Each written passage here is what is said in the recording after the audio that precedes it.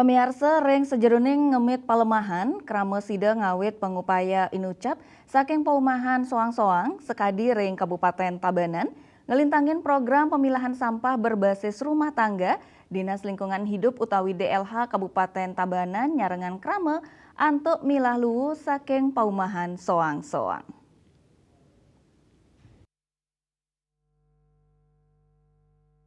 Kepala DLH Kabupaten Tabanan Igusti Putu Ekayana ngulengang indik mabuat nyani rasa eling kramani ring sajoning lola lelu.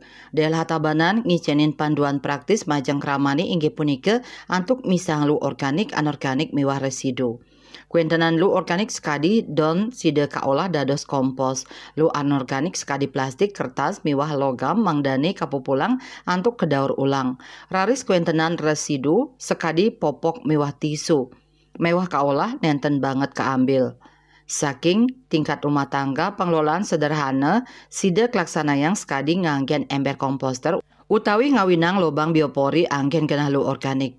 Lu anorganik sida kapilah bersih tur kalimbakang ke bank sampah utawi pengepul. Selanturnya produk ramah lingkungan kapromosiang antuk nes volume lu residu.